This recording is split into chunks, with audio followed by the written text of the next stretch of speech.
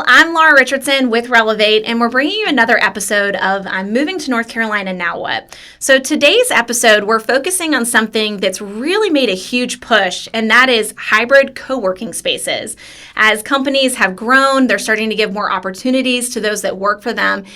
The loading dock is actually doing something that's a little productive, intuitive, and just kind of reaching out there in this space, in this environment, and doing things differently. They are attacking a problem, which is having that hybrid co-working space, allowing folks to network, to get to know other people while building their business and working with businesses of all sizes, whether it's one or many. So I actually have Jessie here who is representing the loading dock so that we can talk a little bit about what they're doing in the community as well as how they're growing their business across the triangle. So Jessie, thank you so much for being here. Thanks for having me. So tell us a little bit about the loading dock, about your role at the loading dock, and just kind of how this even came to be, because I'm sure we're going to bust through a couple of stereotypes of co-working spaces and how the loading dock is so different. Sure. So I have been working at the loading dock for 4 years. Whenever I came on, we had just signed a couple leases to do our first expansion. And so it was a really pivotal time in the company, an exciting time in the company. And it was interesting because a couple months into me working there, the pandemic hit. And a lot of co-working spaces actually shut down. We ended up being revenue neutral, like we didn't go up, didn't go down, but we were flat, which is amazing because we have a 30-day cancellation policy. And so people stuck around for months and a year and a half without really even accessing their membership. But it was because of the community that was built at that location and in our community. It's a place to collaborate, connect, and grow. That's phenomenal. So I know that a lot of businesses, when COVID hit and obviously the world kind of was flipped on its hinges, right? We weren't really prepared for how the work environment was going to shift. Right. And I would say that one of the blessings that came out of it is the fact that people are a little bit more comfortable with technology and being able to not physically be in front of somebody while still connecting. Right. So how does the space kind of lead to that environment where people may be half in the office, half not? What opportunities are you providing to companies who are trying to grow in that way? Co-working is perfect for the remote work environment and hybrid work environment. So it is so flexible. Like we have co-working plans that are perfect for remote workers that just want to get out of the house. We have so many people, there's like this epidemic of loneliness now, especially with remote work on the rise. And so we have people come in every single day that just say, I need to be around people. I need to connect. I need to get out of my house. That human connection is so important and so real, and the loading dock offers that for remote workers. It also offers a lot of flexibility for businesses who are looking to downsize. There's shared overhead, shared resources, shared space at a co-working location.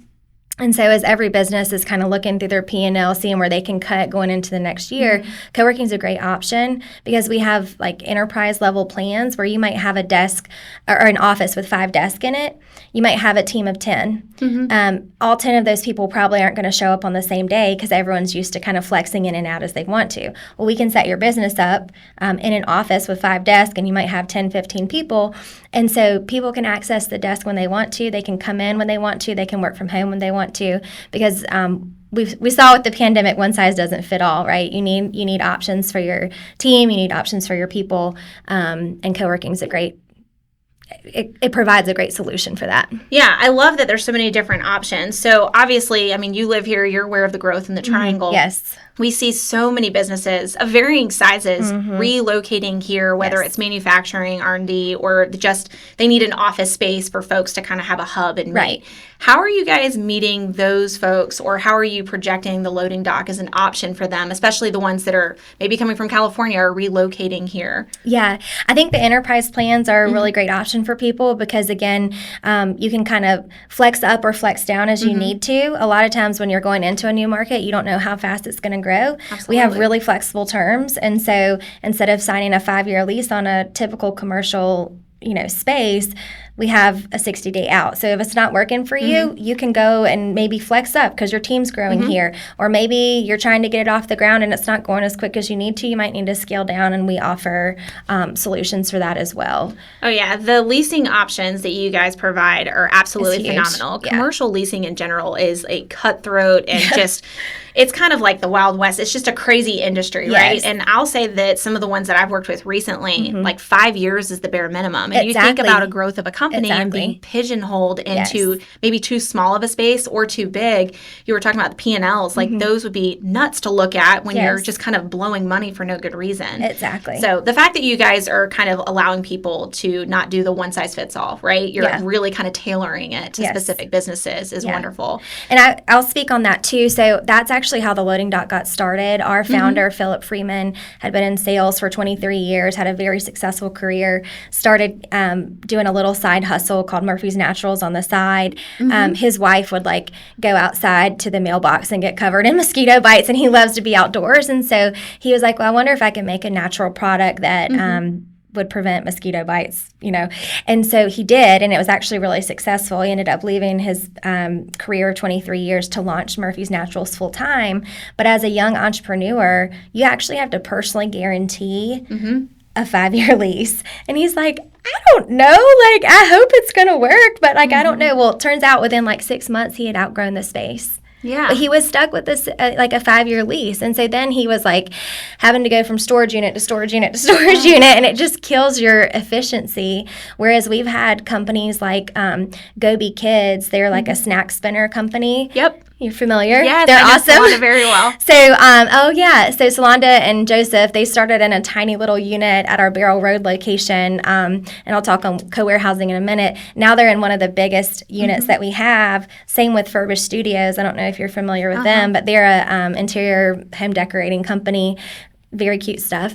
And they started in a tiny cage. They're like taking over half of our warehouse now. Oh, that is so neat. It's really cool. We kind of our tagline is like work from here, meet from here, grow from here. But it's been really cool to follow the journeys of businesses who have been able to scale out of our space. Yeah. And one of the ways they've done that is through the co-warehousing aspect. And that's a huge differentiator for us. So most co-working places typically have general, small businesses. A lot of them end up being tech businesses. The loading dock attracts a whole different industry because we have co-warehousing.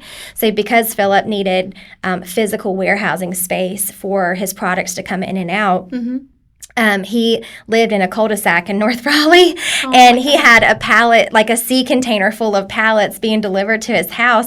And the driver was like, where is your loading dock? Like, what am I supposed to do with all this stuff? And he's like, okay, I need a loading dock. And so that's kind of how the company got started and the name got started. Oh, that's so fascinating. Yeah. So you mentioned a couple things that I definitely want to break down for folks that maybe aren't familiar with the language. So like the personal guarantee. So one of the things when you're starting a business is you want to separate your personal stuff from the business side of things for many different reasons. Part of it has to do with taxes and the IRS. The other factor is you don't want somebody to be able to come after your personal assets when you're starting a business. So one of the kind of crossovers that sometimes you can see in commercial leasing is that personal guarantee, where I'd basically be saying, I, Laura Richardson, you can come after my assets, my family's stuff, if something happens with the business. Right. And those vary in time frame, but it is a little overwhelming. Risky. Yeah, extremely dangerous, right? Because we hope every company flourishes, but unfortunately, many do not. So I also want to bust through one of the stereotypes. So co-working spaces, typically when people think of it, they're thinking like these teeny tiny little cubicles and you're stuck in your space and it's very isolating. So obviously you guys are doing something very different from that. Right. How do you kind of connect people through like networking? Because obviously you have so many different businesses collaborating in one space. Yep. So we have a full kitchen in all of our locations. And, you always say like, even if someone has like a 4,000 square foot house, everyone ends up in the kitchen when you have people over. It's the same thing with co-working. So there's a lot of like just kind of serendipitous connections that happen just in the shared space of the kitchen and in the co-working. So there's a lot of like just organic networking that happens that way. Our team is trained to, one of the phrases we love is collect the dots so you can connect the dots. So we train our team to really see and know our members that walk through our door, so that when we hear somebody that says, hey, I really need a bookkeeper, we're like, hey, go talk to this person. Or hey, I need help with digital storytelling. Awesome. Here's 2 or 3 people you can go talk to. So we intentionally try and connect people. We have a member directory. So that's a really good way if you are moving to the area. We have over 1,100 members. Most of them are on the member directory. So that's a great way to get connected and reach out. It's kind of like a little personal LinkedIn, Yeah, no, absolutely. for our loading dock community, which is neat. And then We also do member events. So we try and do at least 2 to 3 per campus per month. And that's a really fun way to get to know people. We do wellness events. We do breakfast. We do different lunch and learns, happy hours, that kind of thing to get people engaging with one another. Yeah, and I know that the Wake Forest Chamber in particular has utilized the Wake Forest location for a lot of their events, which has been really cool. Awesome. And they're not just isolated to just members or just chamber members even. It's kind of bringing some folks in to be able to see the space, but also create those connections. Which has been really cool, getting to talk to some of the foundation folks and things like that. Yes, and one of the things you were talking about was kind of having the tiny cubicles versus what we do at the loading dock. So we do have private offices that range from like a 1 to 2 desk space up to like 10 to 12 desk, depending on how big you need. But at all of our campuses, we have big open co-working, we call them co-working bays. So that's an opportunity for you to just kind of go. And in the co-working industry, it's called a hot desk. So you come in, you just find a seat that looks comfortable for you, and you plop down and you get to work. And that's the other good thing about co-working is that like a lot of businesses, again, going back to a typical commercial lease, they don't realize like, oh my gosh, I have to pay for my own cleaning, my own internet, my own internet services, my own supplies, all these things. And it's just a one-stop shop. Like you come in, you open your computer, and you can get to work. No, that's great. And then can you also talk a little bit about the Superman booths that you guys have? They're like little telephone booths, because I find those so cool, so fascinating. Yes. So we know we're in a world of remote work, and we know that that people are on video calls all day long. So we actually have phone booths set up throughout our spaces. Every location has multiple phone booths. And so you can book them on our member app, and you can hop in there. They're virtually soundproof, so you can have a private conversation in them, and not be like on your phone in the middle of the co-working space. No, those are phenomenal. I love them. So let's talk a little bit more about your community involvement, because you guys are working with a ton of folks, even some nonprofits. Like I'm chairman of the board with Thrive Motherhood, and I know we're partnering with you guys. So can you talk a little bit about that? Yes, so that's one of the other differentiators of the loading dock. Part of our mission is to inspire a culture of doing good. So all across our campuses, you'll see our mantra, and that's do well, do good, better together. And Philip, our founder, has a really strong passion around businesses using their power for good. And so, it's like do well, crush it as a business, be profitable, grow, scale, all the things. Do good. Turn around and give that back to the community. Like there's so much opportunity for businesses to be able to serve the local community and then better together. So again, that idea of collaboration. But last year we actually got B Corp certified, which if you're not familiar, it's essentially it's an international certification that guarantees your business is working for the betterment of the world. So we have a triple bottom line of people, planet, and profit. We care deeply about the community, about the people that work for us, all those kind of things. We care deeply about our environmental impact, and so we try and look for ways to reduce our carbon footprint, our waste management, all those kind of things. And then we also give a good bit. So we gave over 2% of our revenue last year away to nonprofits in the area, and that was like close to $80,000. So, which is insane. Yeah. And a lot of that we do through in-kind membership. So like Thrive Motherhood, for example, in February is going to be using our space, and we're hosting that space, providing the space for you guys, and it's a win-win for us. It helps us engage in the community, helps provide exposure for the loading dock, and it gives nonprofits an inexpensive place to land.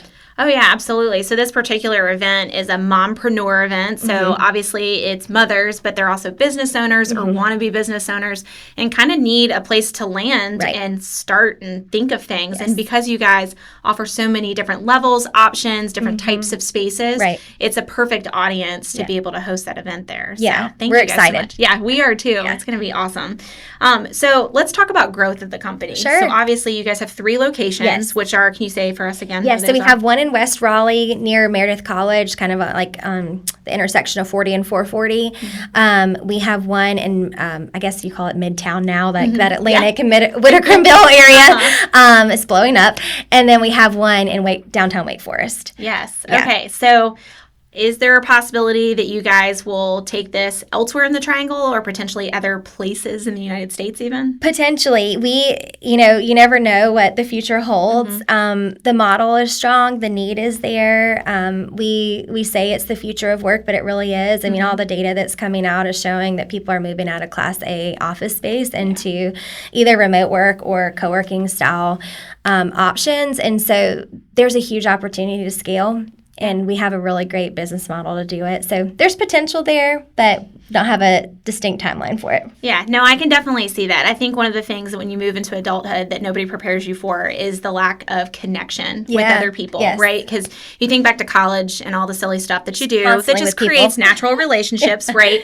And opportunities to find commonality, whether it's sports or like Greek life or whatever, even your major.